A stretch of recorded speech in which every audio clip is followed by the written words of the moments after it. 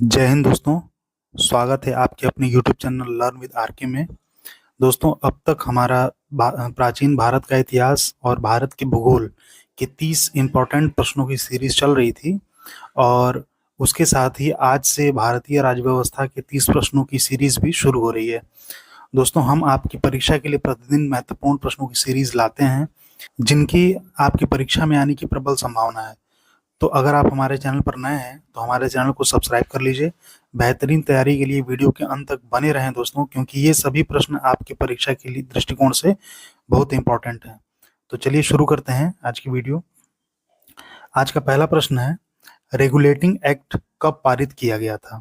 1771 ईस्वी में, 1772 ईस्वी में, 1773 ईस्वी में और 1774 ईस्वी में। तो इसका सही उत्तर हो जाएगा दोस्तों 1773 ईस्वी में। ऑप्शन थ्री इसका सही उत्तर होगा, 1773 ईस्वी में। अगला प्रश्न है, मार्ले मिंटो सुधार का उद्देश्य क्या था? शिक्षा को बढ़ावा देना, प्रांतीय विधानसभा में दलितों के लिए आरक्षित सीटें, मुस्लिमों के लिए अलग निर्वाचन मंडल या पृथक निर्वाचन प्रणाली, केंद्रीय विधान परिषद में सदस्यों की संख्या में बढ़ोतरी। तो इसका सही उत्तर होगा दोस्तों मुस्लिमों के लिए अलग निर्वाचन मंडल या पृथक निर्वाचन प्रणाली। ऑप्शन थ्री इसका सही आंसर हो जाएगा। अगला प्रश्न है, मार्ले मिंटो सुधार बिल किस वर्ष पास किया गया था? तो 1909 में, 1908 में, 1906 में या 1910 में। बहुत ही इंपॉर्टेंट प्रश्न है दोस्तों, कई बार परीक्षाओं में पूछा गया है। तो इसका सही उत्तर होगा 1909 में। ऑप्शन ए इसका सही आंसर होगा। अगला प्रश्न है, मुस्लिमों के लिए अतिरिक्त निर्वाचन मंडल प्रारंभ में किसके द्वारा लाया गया था? तो ऑप्शन है क्रिप्स मिशन 1942 में, मार्ले मिंटो सुधार 1909 में, मॉन्टेग्यू चेम्सफोर्ड सुधार 1919 में या भारत सरकार अधिनियम 1935 में। तो इसका सही उत्तर होगा दोस्तों मार्ले मिंटो सुधार 1909 में। इसी समय मुस्लिमों के लिए अतिरिक्त निर्वाचन मंडल लाया गया था। अगला प्रश्न देखते हैं, 1909 के इंडियन काउंसिल एक्ट में किस बात की व्यवस्था की गई थी? पहला है द्वैध शासन प्रणाली, दूसरा सांप्रदायिक प्रतिनिधित्व, तीसरा संघीय व्यवस्था और चौथा है प्रांतीय व्यवस्था। तो इसका सही उत्तर होगा दोस्तों सांप्रदायिक प्रतिनिधित्व। दूसरा वाला ऑप्शन सही होगा। छठवां प्रश्न है, भारत की आजादी के समय इंग्लैंड में किस पार्टी की सरकार थी? तो ये भी बहुत इंपॉर्टेंट है प्रश्न। उदार प्रजातंत्रवादी, ग्रीन पार्टी, लेबर पार्टी, रूढ़िवादी समुदाय। इसका सही उत्तर होगा दोस्तों लेबर पार्टी। अगला प्रश्न दोस्तों, केंद्र में द्वैध शासन प्रणाली को किस अधिनियम के अंतर्गत स्थापित किया गया था? क्रिप्स मिशन 1942, मार्ले मिंटो सुधार 1909, भारत सरकार अधिनियम 1919 या मॉन्टेग्यू चेम्सफोर्ड सुधार 1919। तो इसका सही उत्तर हो जाएगा दोस्तों भारत सरकार अधिनियम 1919। ऑप्शन थ्री इसका सही उत्तर हो जाएगा। अगला प्रश्न है, किस अधिनियम की प्रमुख विशेषता प्रांतीय स्वायत्तता थी? तो ऑप्शन है 1892 का भारतीय परिषद अधिनियम, 1935 का भारत सरकार अधिनियम, 1853 का चार्टर अधिनियम या 1947 का भारतीय स्वतंत्रता अधिनियम। तो इसका सही उत्तर होगा दोस्तों 1935 का भारत सरकार अधिनियम। भारत सरकार अधिनियम 1935। नौवां प्रश्न है, भारत में सचिव का पद किसके द्वारा निर्मित किया गया था? ऑप्शन है भारत सरकार अधिनियम 1858, भारत सरकार अधिनियम 1861, भारत सरकार अधिनियम 1935 या मार्ले मिंटो सुधार अधिनियम 1909। तो इसका भी सही उत्तर होगा दोस्तों भारत सरकार अधिनियम 1858। इसका सही उत्तर हो जाएगा। 10वां प्रश्न है, किस अधिनियम के तहत कलकत्ता में सर्वोच्च न्यायालय की स्थापना का प्रावधान किया गया था? तो ऑप्शन है भारत सरकार अधिनियम 1861, चार्टर एक्ट 1833, मार्ले मिंटो सुधार अधिनियम 1909 और रेगुलेटिंग एक्ट 1773। तो ये दोस्तों इसका उत्तर होगा रेगुलेटिंग एक्ट 1773।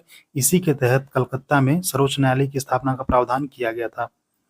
और ये भी बहुत इंपॉर्टेंट प्रश्न है दोस्तों, ध्यान से इसको याद करिएगा। अगला प्रश्न है, किस अधिनियम में भारतवासियों को अपने देश के प्रशासन में कुछ हिस्सा लेना संभव बनाया? तो भारत सरकार अधिनियम 1861, चार्टर एक्ट 1833, मार्ले मिंटो सुधार अधिनियम 1909, रेगुलेटिंग एक्ट 1773। तो इसका सही उत्तर होगा दोस्तों चार्टर एक्ट 1833। दूसरा वाला ऑप्शन सही हो जाएगा। अगला प्रश्न है, किस अधिनियम के अंतर्गत भारतीय विधान परिषद को बजट पर बहस करने की शक्ति प्राप्त हुई है? तो पहला है भारत परिषद अधिनियम 1892, चार्टर एक्ट 1833, मार्लियामेंटो सुधार अधिनियम 1909 या फिर रेगुलेटिंग एक्ट 1773। तो इसका दोस्तों सही उत्तर होगा भारत परिषद अधिनियम 1892।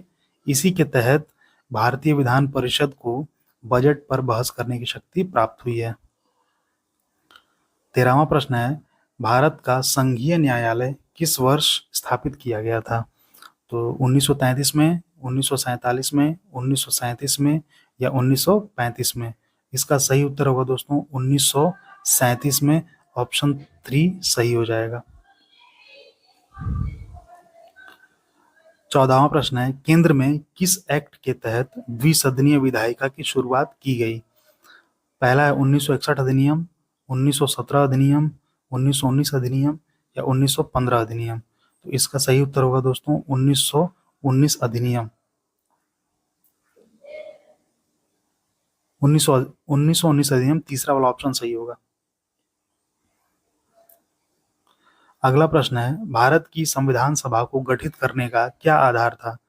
पहला है भारतीय स्वतंत्रता अधिनियम 1947, कैबिनेट मिशन योजना 1946, भारतीय राष्ट्रीय कांग्रेस का प्रस्ताव, भारतीय डोमिनियन के प्रांतीय विधानमंडलों का प्रस्ताव। तो इसका सही उत्तर होगा दोस्तों कैबिनेट मिशन योजना 1946। दोस्तों ये सारे प्रश्न बहुत ही महत्वपूर्ण हैं और आपकी परीक्षा में आने की प्रबल संभावना है, इसलिए ध्यान से इन प्रश्नों को आप याद करिएगा। अगला प्रश्न है, सन 1936 में भारतीय राष्ट्रीय कांग्रेस द्वारा संविधान सभा के गठन की मांग किस अधिवेशन में रखी गई? तो कानपुर अधिवेशन, मुंबई अधिवेशन, फैजपुर अधिवेशन या लाहौर अधिवेशन? तो इसका सही उत्तर होगा दोस्तों फैजपुर अधिवेशन। ऑप्शन 3 वाला सही होगा। 17वां है, कैबिनेट मिशन योजना के अंतर्गत संविधान सभा में कुल कितने सदस्य होने थे?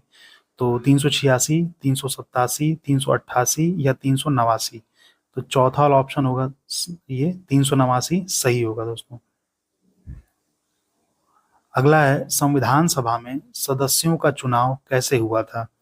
तो प्रांतीय विधानसभा के द्वारा, संघीय व्यवस्थापिका द्वारा, भारतीय राष्ट्रीय कांग्रेस के नामांकन द्वारा या भारतीय राज्य के शासकों से नामांकन द्वारा? इसका सही उत्तर होगा दोस्तों प्रांतीय विधानसभा द्वारा। ऑप्शन 1। 19वां प्रश्न है, संविधान सभा में किस प्रांत का प्रतिनिधित्व सबसे अधिक था? तो पहला है बंगाल, दूसरा मद्रास, तीसरा बंबई और चौथा है संयुक्त प्रांत। तो दोस्तों इसका सही उत्तर होगा संयुक्त प्रांत। चौथा वाला ऑप्शन सही होगा। संविधान सभा में किस देशी रियासत के प्रतिनिधि ने भाग नहीं लिया था? पहला है कूच बिहार, दूसरा है हैदराबाद, तीसरा है कश्मीर और चौथा है मैसूर। तो दोस्तों हैदराबाद के प्रतिनिधियों ने संविधान सभा में भाग नहीं लिया था, तो इसका सही उत्तर हैदराबाद हो जाएगा। ऑप्शन 2। अगला है, डॉक्टर भीमराव अंबेडकर संविधान सभा में किस क्षेत्र से निर्वाचित हुए थे? तो महाराष्ट्र, मध्य प्रदेश, पश्चिम बंगाल, उत्तर प्रदेश? तो दोस्तों डॉक्टर भीमराव अंबेडकर पश्चिम बंगाल से निर्वाचित हुए थे। ऑप्शन 3 इसका सही आंसर होगा। संविधान सभा के लिए चुनाव कब संपन्न हुए? 1945 में, 1946 में, 1947 में या 1948 में? तो दोस्तों संविधान सभा के चुनाव 1946 में संपन्न हो गए थे। इसका सही उत्तर दूसरा वाला होगा। अगला प्रश्न है, भारतीय संविधान सभा की स्थापना कब हुई थी? 1946 में, 1947 में, 1949 में या 1950 में? तो इसका आंसर भी दोस्तों 1946 होगा। ऑप्शन 1 इसका सही हो जाएगा। अगला प्रश्न दोस्तों, संविधान सभा की पहली बैठक कब हुई थी? तो 6 दिसंबर 1946 को, 7 दिसंबर 1946 को, 8 दिसंबर 1946 को या 9 दिसंबर 1946 को? तो सही उत्तर इसका हो जाएगा दोस्तों ऑप्शन 4, 9 दिसंबर 1946 को। अगला प्रश्न है दोस्तों, संविधान सभा का प्रथम अधिवेशन कहाँ हुआ था? दिल्ली, लाहौर, कलकत्ता या मद्रास? तो दोस्तों संविधान सभा का प्रथम अधिवेशन दिल्ली में हुआ था। इसका सही उत्तर 1 होगा। अगला प्रश्न है, संविधान सभा के अस्थायी अध्यक्ष कौन थे? तो पहला राजेंद्र प्रसाद, दूसरा बी.एन. राव, तीसरा डॉक्टर बी.आर. अम्बेडकर, चौथा है सच्चिदानंद सिन्हा। तो दोस्तों संविधान सभा के प्रथम जो अस्थायी अध्यक्ष थे वे सच्चिदानंद सिन्हा जी को बनाया गया था, और इसके बाद जो स्थायी अध्यक्ष बने वो डॉक्टर राजेंद्र प्रसाद थे। तो अगला प्रश्न है 27वां, संविधान सभा के अध्यक्ष कौन थे? देखिए ये प्रश्न आ गया, संविधान सभा के अध्यक्ष कौन थे जब पूछा जा रहा है। तो दोस्तों जब संविधान सभा के अध्यक्ष पूछा जाए तो आपको डॉक्टर राजेंद्र प्रसाद लगाना है, इसका ऑप्शन 1 सही होगा। और अगर आपसे पूछे अस्थायी अध्यक्ष तो आप सच्चिदानंद सिन्हा को लगाएंगे। हमारा अगला प्रश्न है, डॉक्टर राजेंद्र प्रसाद को संविधान सभा का स्थायी अध्यक्ष कब चुना गया था? तो सच्चिदानंद सिन्हा के बाद स्थायी अध्यक्ष के रूप में डॉक्टर राजेंद्र प्रसाद को चुना गया था। और कब चुना गया था? तो इसका सही उत्तर होगा दोस्तों 11 दिसंबर 1946 को। इसका सही उत्तर तीसरा वाला हो जाएगा। 11 दिसंबर 1946 को डॉक्टर राजेंद्र प्रसाद को स्थायी अध्यक्ष के रूप में चुन लिया गया था। 29वां प्रश्न है, संविधान सभा का संवैधानिक सलाहकार किसे नियुक्त किया गया था? तो पहला है डॉक्टर राजेंद्र प्रसाद, दूसरा बी.एन. राव, तीसरा डॉक्टर बी.आर. अम्बेडकर और चौथा है सच्चिदानंद सिन्हा। दोस्तों जो संविधान सभा के संवैधानिक सलाहकार थे वे बी.एन. राव थे, इन्हीं को नियुक्त किया गया था सलाहकार के रूप में। और आज का हमारा आखिरी प्रश्न दोस्तों, संविधान सभा के प्रारूप समिति के अध्यक्ष कौन थे? तो ऑप्शन है doctor Rajendra Prasad, BN. Rau, doctor BR. Ambedkar और चौथा है सच्चिदानंद सिन्हा। तो दोस्तों जो प्रारूप समिति के अध्यक्ष थे वे थे डॉक्टर बी.आर. अम्बेडकर। ऑप्शन 3 आपका सही होगा। तो दोस्तों ये भारतीय राज्य व्यवस्था से संबंधित हमारी 30 प्रश्नों की बहुत ही महत्वपूर्ण सीरीज थी। इसी क्रम में हमारे अन्य विषयों की भी सीरीज आती रहेगी।